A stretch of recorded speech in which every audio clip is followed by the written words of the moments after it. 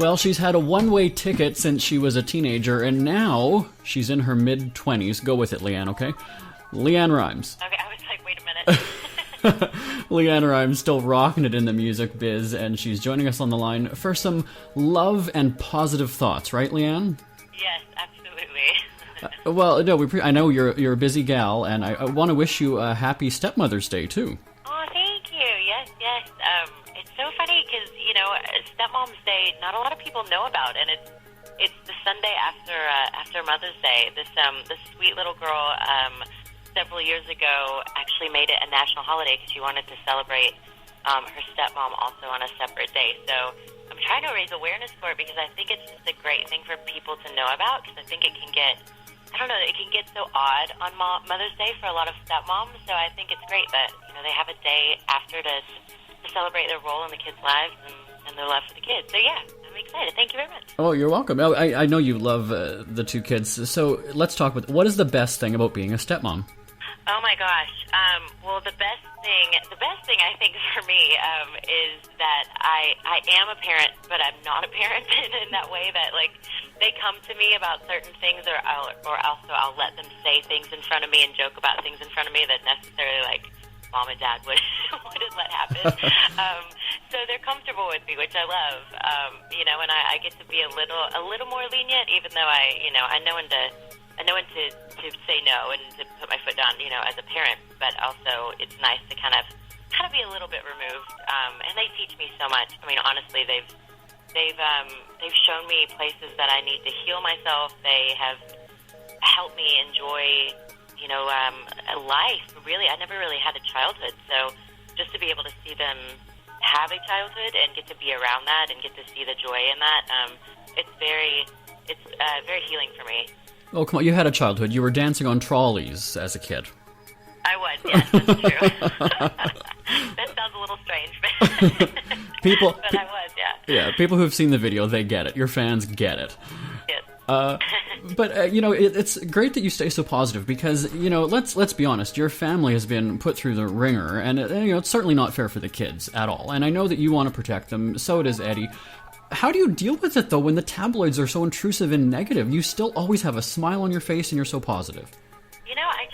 I don't let it get to me. I think there was a time when I did, when I maybe identified a little too much with what they were saying, or maybe I didn't know enough about myself, or trusted that side of myself, and was grounded in who I was to not allow it to affect me. But I think as I've grown and healed parts of myself, and Eddie and my relationship is so solid, and partly because of that. I mean, we went through hell to be together. So, I think that forged a bond between us that it's different.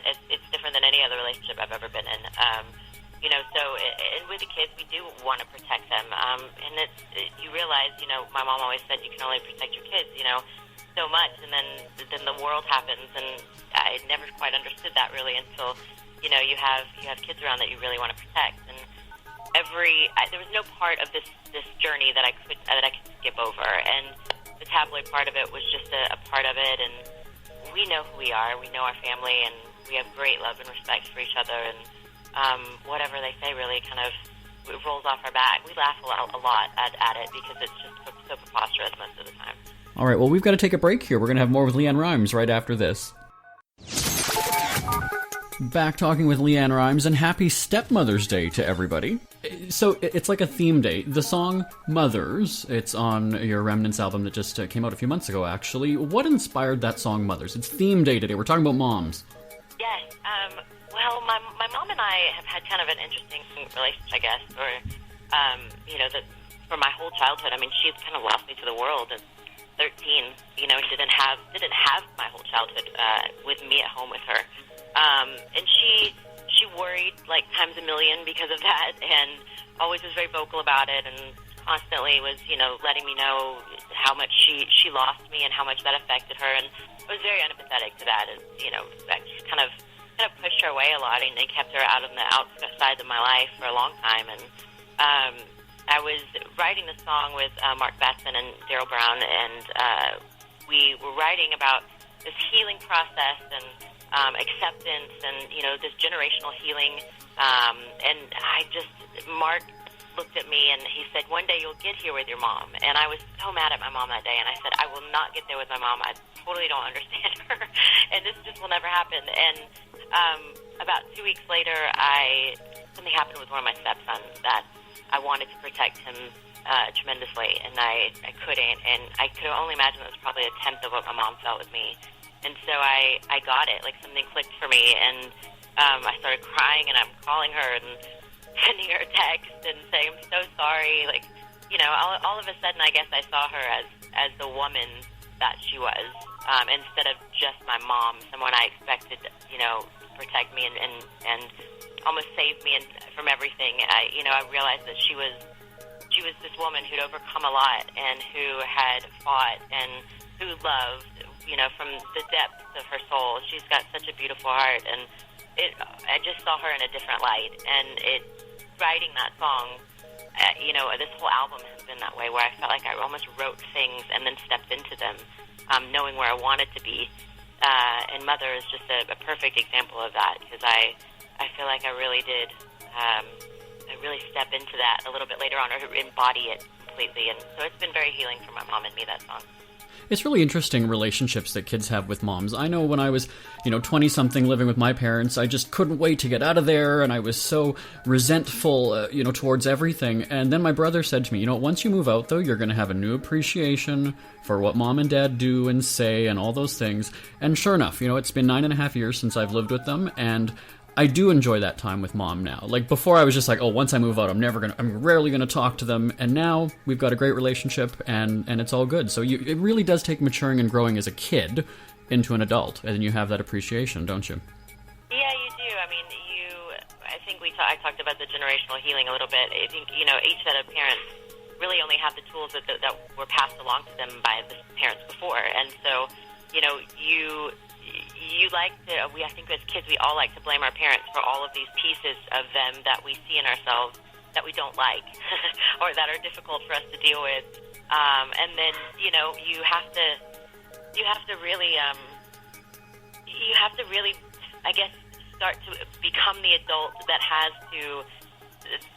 is able to step back and not be the child anymore, and step back and see what your parents really were struggling with as adults as you were growing up, because now you're struggling with the same things. And I think it gives you an opportunity. For me, just that realization and that kind of awakening of things and understanding gave me and is giving me a chance to heal those pieces and not have to pass them along to the next generation. So I think that's really important. And it's nice to be able to see your parents just as human beings, and as adults, and just instead of having to let's look at them as your parents that need to protect you and that you need something from. Jeremy Bradley here, once again, still talking with LeAnn Rimes, and it's just Positivity Day. Honestly, when we see so much negativity on the news and coming out of the White House and everything like that, it's great to just have that love and positivity. So, LeAnn, let's keep going. Well, it's not even, it's not even so much the positive. I guess what I have learned with any kind of situation, whatever you want to see, you will find. Whatever you're looking for, it's there. It's just the way we train our minds what we train our minds to look for. And we live in this society right now that is incredibly dark, and we're constantly through social media. There's constant hatred, and we're breeding it. It's a breeding ground for it, and so we're not taught to look for love. And that's who we are. I mean, that's at the core of who we are. We've been conditioned to look for what we're looking for and to act the way we're acting. And it takes work to recondition yourself. It takes work to want to think differently and to think on the side of love, and to it's almost, you really have to be an outsider in a lot of ways. You're not one of the crowd, that's for sure. But I think I think there's more people. I think there's this kind of surge of love coming to the surface, and people who are advocates for it. And I didn't really know I was one. I mean, I've always felt that in my heart, but not until writing this record of Remnants was I did I realize how much I really needed to speak on it, and how much I believed in it, because we have so many songs on this record with the title Love in it, and it actually freaked me out. I'm like, this is kind of ridiculous that we have so many songs with love in it, but I realized we were looking at it from many different angles, from giving it, receiving it, to, you know, standing up for it, to making it, and it was all legitimate, authentic ways of talking about it. So when I realized this is a hopeful record, and you're right, with the climate that we're living in, there's so much of the opposites there. There's so much of the darkness. It's like, as an artist, I think I have an opportunity to be able to bring some light and hope into the world. And with this record, and I think where I'm going in my life, as an artist, I make that conscious decision to bring a side of bring the side of the light that needs to be illuminated. You know, the love that needs to be illuminated in this world. So you do that through your music, and now you're blogging too, Soul of Everly, right?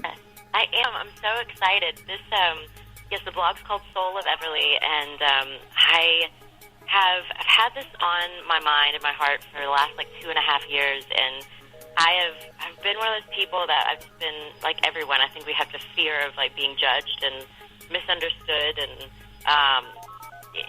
you know, this is really my humanities come out through my music, but even more so in my blog. You know, and my journey of healing that has happened over the last 4.5 years for me, it's just, I've had so many amazing awakenings, and so many pieces of me that I know I've never shared that I think a lot of people can relate to. And I have access to all of these incredible healers and teachers, and I'm just kind of a seeker. I love looking for ways to be my best self, mentally, physically, spiritually, and so it's basically what it is. The blog is about sharing all of those experiences, and I just finally jumped in. And let the fear go, and it's going to be an evolution, and I think that's part of one of my lessons of this blog, and that I want to help teach, is to just begin. Nothing is perfect about the blog. It's, you know, a lot of my projects I've always had to wrap up in a really pretty package and make sure it was, you know, perfect enough for me before it went out. And this time I know that it's great what's out there right now, but I know it's going to develop and grow, and I want people to see that evolution and be a part of that evolution. Back talking with LeAnn Rimes in our final remaining moments, talking everything love and positivity and just being good in the world. We need a little bit more of that, don't you think? And LeAnn, you've got your music, you've got your blog, and you're really making a difference in a lot of people's lives. You know, I've worked a lot with the LGBTQ community, and I'm a huge advocate of equality and all of human rights, and I think that, you know, that kind of is the basis also for what I want people to feel when they come to Soul of Everly, is that acceptance and that freedom to be themselves. So I'm excited. Yeah, I'm really, really excited to be able to share this new journey. Well, I know we do have to get going, but you mentioned the LGBT. You've got a big party coming up in New York City, right? I do. I'm headlining Pride there in next month, actually. So I cannot wait. It's going to be a blast. Just a few of your closest, 100,000 friends, right? Absolutely. I know I'm going to be playing out right at the end of the parade, and I know that will be one for the books for sure. That's going to be epic. Well, I know you're always on social media, so how can people stay in touch? Go to LeAnn Rimes. You can search me at LeAnn Rimes, and then Soul of Everly. Search Soul of Everly. It's SOULOFEVERLE.